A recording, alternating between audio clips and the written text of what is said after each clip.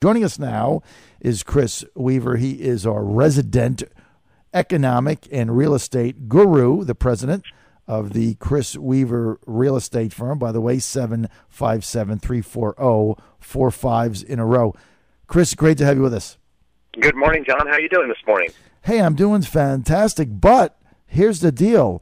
With mortgage rates rising now at an astonishing rate, it's like the party's over. It's starting to become a scary time for some mortgage shoppers, and we understand that many homeowners now are getting blindsided by the fact that the interest rates just went up by about 0.5% on Thursday. That's the biggest increase in almost 3 decades. What's going on? Well, the mortgage market is really just starting to catch up with what's really going on. Of course, the government, the Fed, has been buying mortgage-backed securities at a clip of about, generally it's about $80 to $85 billion a month. So there's been a lot of liquidity injected into the mortgage market. Plus, the rate on our 10-year yield on our U.S. Treasuries is starting to float up, too. Mortgage interest rates are tied to the Treasuries. So, we're just seeing the market, move to the rate that's really out there. It's been kind of held down by a few artificial measures, and those measures that are in place can only hold it down for so long. We've been talking on this show for quite a while. I think at the beginning of this year, John, I think I was screaming for everyone to refinance and buy at the beginning of the year because, the rates were, around 3.3 or 3.4%. Knowing that, sometime around mid-year, they would start to go up dramatically. And here we are. So what happens now? I mean, it's like for those that have been thinking about it, waiting for the market, has the clock run out? Well, the biggest correction, of course, is when you saw that 0.5% increase. What you have to remember is a lot of that is tied to the fact that Bernanke and the Fed came out. They said that they were going to the thought of discontinuing buying the mortgage-backed securities is going to happen sooner than originally planned. And I think that's really where the mortgage market responded. From what I hear, that has a mediating effect of about 0.5% to 0.75% as far as a decrease on rate. Now, of course, the market will actually respond faster than the money actually being pulled off the table. Mm-hmm. And I think that's what we saw last Thursday, and that's the reason why rates jumped so much. So from here on out, it's really going to be, what does the 10-year bond say? What kind of yield does it remain at? If it remains right around where it's at right now, which based on global markets, as long as, Europe still continues to have its financial crisis, as long as the other major global currencies continue to have their mini economic or real estate crisis, we'll continue to see money flowing into the dollar. I've heard a lot of great bullish news on the dollar, and as long as that continues to happen, then that should keep our Treasury rates lower, and then that should keep the mortgage rates right around where they're at. I'm not forecasting the rates to go above 5% at all this year. I think they're going to remain just around where they're at right now, maybe up as much as 0.1%. They did peak out at around 4.55. Last I looked, I think we're in the 4.38 range. Right. You're not going to see it go below 4% yet. Now, Kris, let me ask you this. As a result of this 0.5% increase, the Mortgage Bankers Association is reporting that refis dropped 12% in a week, and then new mortgage applications to purchase a home went up 3%. So how does that work? I mean, why are refis down, but apps to buy a home up? Well, that makes a lot of sense, John. In fact, let me go a little bit further into refis. Refis are going to fall off even more.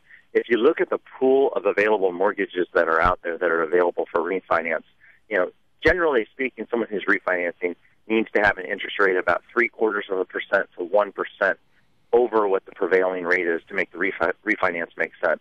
Unless, of course, they're going to be in the property for at least 10 plus years, then maybe refinancing with a smaller differential would work.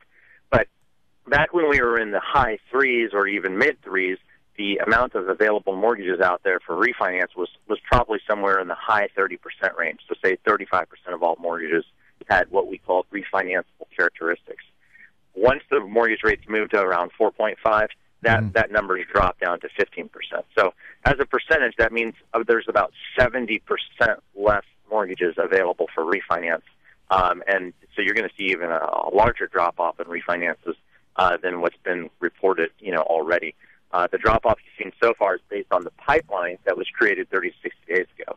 So you're definitely going to see a drop-off. In fact, I know a lot of people who own large mortgage companies, and they're definitely laying off quite a few people because that part of their business is going to be going away in a semi-permanent fashion. Now, on the purchasing side, John, the applications to purchase, people, affordability is still at an all-time high. Mm-hmm. Mortgage rates are still extremely low. Home pricing is climbing, but still low. And something that most people don't realize is the affordability today, after the boom and bust cycle has occurred, is actually higher than it was back in 1999, 2000, by quite a large factor. If you remember back at that time, mortgage interest rates were about 5.5%. Right. And pricing of homes was just a little bit lower than where we're at right now. Right now, if you were to freeze everything, it's still a good time to buy, right? Absolutely. I mean, if you had the choice of buying in 2005, of course, no one would want to do that, or buying in 1999 and locking in your deal then, or buying now, your best overall value would be based on what you can do now. And that, of course, takes average household income and everything else into account. But today is still the time to buy. Now, I will add, home affordability is dropping fast, very, very quickly. If you look at the chart, each month the measurement of home affordability is dropping. It's dropping rapidly. So go ahead and get out there, lock it in while it's still very affordable. What about refi? Wait on that? Refinances again. I mean, you need to have an interest rate about 0.75% to 1% over the prevailing rate. So if you're at 5.3, 5.4% on your mortgage, I would definitely start to look at it. Or if you're willing to flip into a 15-year mortgage, you can still get a really great rate on that. Basically, if I understand what you're saying, Kris, the message is based on historical data and comparing ourselves to 99 or 2005, this is still the time to buy. However, where it's like we're in the fourth quarter of a football game, there's about 6 minutes remaining, so you got to make your move now, right? That's right. And the other thing to mention, too, is even with interest rates going up, the market is still strong. We in most areas, including our area here in Virginia, there is less supply than there is demand. Now, the interest rate's going up 0.5% to 0.75%. That's going to knock down the purchasing power of the borrower by about 5 to 8%. So they're going to have someone who is looking at, I'll just use a raw number, someone who is looking at $100,000 is now going to have to back their price down to $95,000 or $93,000 to get the payment that was affordable to them. But that being said, demand is still outstripping supply. Now that's going to get closer to equilibrium, which means that prices are not going to increase as dramatically throughout the second half of the year. But we're still in great shape that way. Now, Kris, tell us a little bit about your firm. We understand that if you are in the area and you want to buy, rent, lease, or sell, you are the one-stop shop, the Kris Weaver real estate team. In fact, our own Kenny Johnson, who's right here with us right now, my producer in studio, was singing your praises just the other day. So tell us, our audience, a little bit about your firm, some of the things that you offer, and you certainly made Ken Johnson happy. He's in such a good mood since he hooked up with you guys. Well, that's fantastic. I think we manage his property as a rental property, as a property management department. But we do everything, John. We help people with investments, first-time home buying, that move up buy when you have to sell that first-time house and your family has grown and it's time to get a bigger home. Vacation properties, rental properties. We handle it all. And our people are well versed in the market. Our agents outsell other agents as compared to how many sales that they have per year. So they have a lot more experience than the average agent out there. And we're customer service oriented. We want our people to feel at the end of the transactions they've been well taken care of and cared for. Well, you certainly made my producer here, Ken Johnson, happy. He's a happy camper since he hooked up. Now, let me ask you this, Kris, for more information, KrisWeaver.com, KRIS Weaver.com, 757-340, 4 5s in a row. That's it. They can reach us anytime. We're open 7 days a week. We're here to answer your questions. If you got any questions, real estate, investment, mortgage related, Even if we're not able to help you directly, we're more than happy to try to help you out and answer your questions and point you in the right direction. Okay, KrisWeaver.com. That's Kris with a K, Weaver.com, or just call 757-340, 4 5s in a row. As always, Kris, we appreciate your joining us today. We appreciate your insight. You've got your finger on the pulse of everything that's happening. Thanks, man. Thanks for having me, John.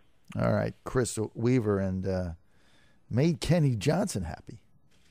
They do a good job. I know, and you're not easy to please. Oh, no, I'm not. I'm a stickler. You're a stickler. So look, I'm an ENTJ. Look it up. What an endorsement. If you make Ken Johnson happy, you can make anybody happy. You got to call 757-340, 4 5s in a row. This is the John Fredericks Show.